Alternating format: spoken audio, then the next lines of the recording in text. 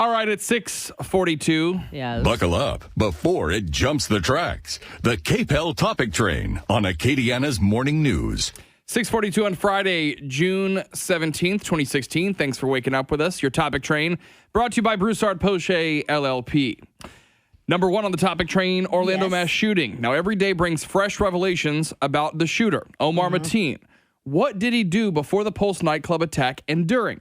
Yesterday, we learned that he texted his wife 2 hours into the massacre, asking if she'd seen the news yet.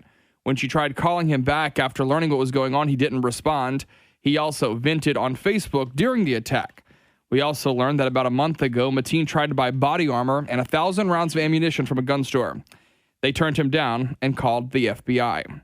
Number two, the Joe Cox killing. So many reasons Joe Cox's death is so stunning. Now, you may have not even heard about this, but this is the British lawmaker. Yeah.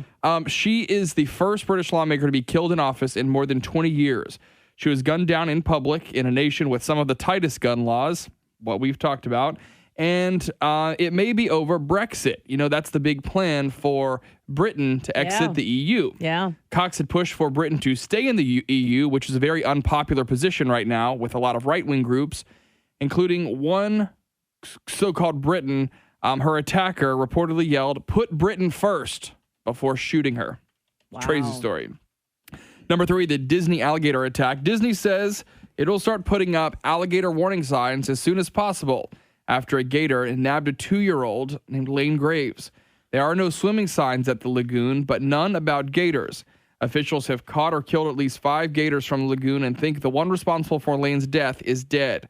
They're not totally sure, however. The family is back home in Nebraska.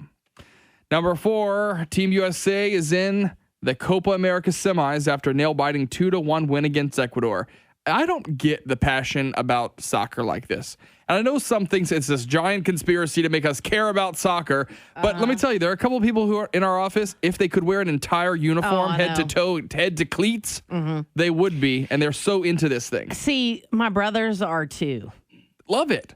I mean, like, they're crazy about it, but that's because they all played soccer for years. Yeah. Soccer is the ultimate thing. You know, football you could enjoy from the end zones in seats like that. Soccer is the one where you got to be sitting in the 50-yard line or it makes no sense. You know, I mean, it's really just such a big field, but that's just me. I'm also not someone who likes to watch baseball on TV because it's nonstop green. You don't have, you know, when you're sitting there and you're at the stadium, of course you have your nachos and your hot dog and your beer that's going to get, it's so big, it's going to get hot at the bottom, but that's part of the ballpark fun, right? Right.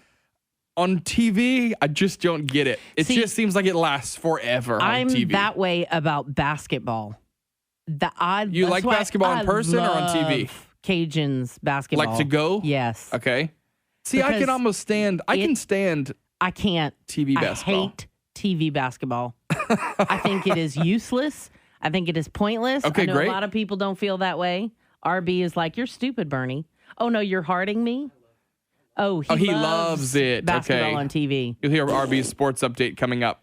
Anyway, so I kind of get the soccer thing, but not like I'm not going to watch it. Yeah.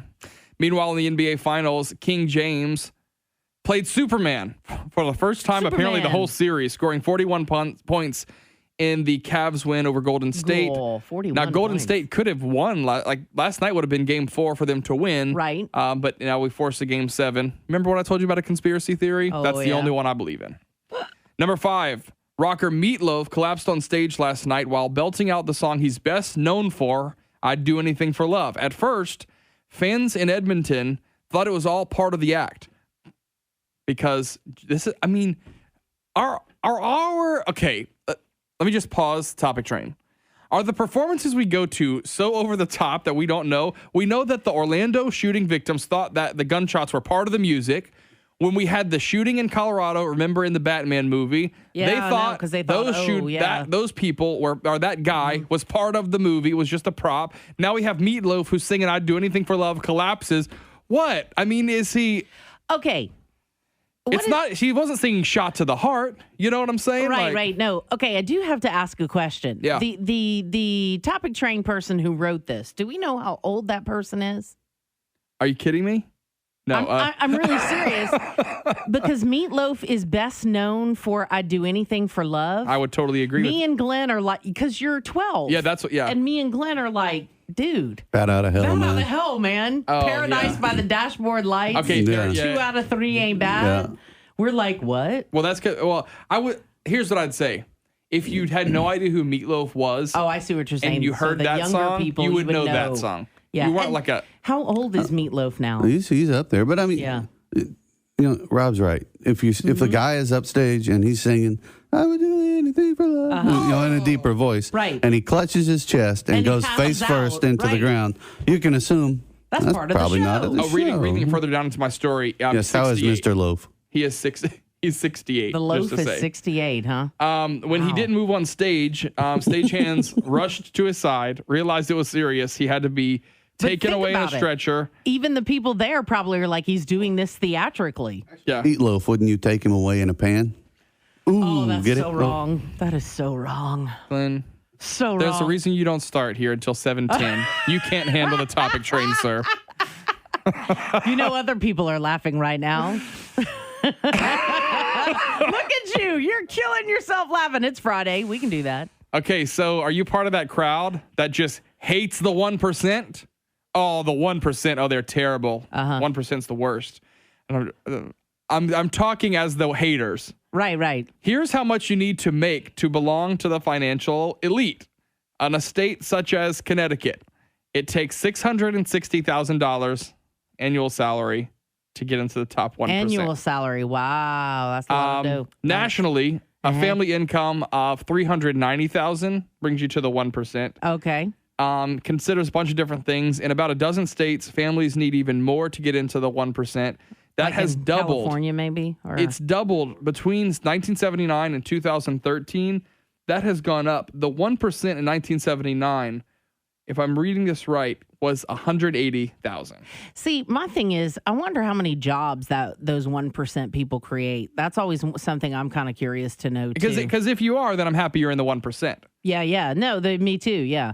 Although, the majority of businesses in America that make a lot of jobs are small business because there's so many small business. I mean, that's why Yeah. they call small business the backbone of America. But I'll tell you, you have people like Mark Cuban, for example, Right, who had right. his own idea of how he wanted to watch local sports Right. wherever he was in the country. Yeah. Figured out how to make broadcast.com work for his own purpose. Which is so cool. I think isn't he it? had 10 employees. Yeah. By the way, do you know the story about him? He gave everyone, I think, $10 million that That's worked so for him, cool. including like the maid not the maid. I'm sorry, that's like saying stewardess. Like the janitor at his office. They all got like $10 million or something. Go live your life. Thank you for what you've done when they sold out to That's Yahoo in the amazing. billions. So That's interesting. cool. Finally, $91 million. You want to try to shore up our problems that we have in the state of Louisiana? Yeah. That's the revenue Philadelphia expects to raise from its new soda tax in the city. It was approved yesterday. It will raise $91 million in its first year. I'm so glad I don't live in Philadelphia. Go get your Coke, Bernie. Look, you know you have your seriously? favorite convenience store Look. that has the big Coke for 24 cents or Everybody something. laughs at me, but I do, dude. I am get like all into the caffeine-free Coke. Go get your Coke. All right, that's your topic train for Friday, June 17th, 2016, brought to you by Broussard Post LLP. 6:50 now.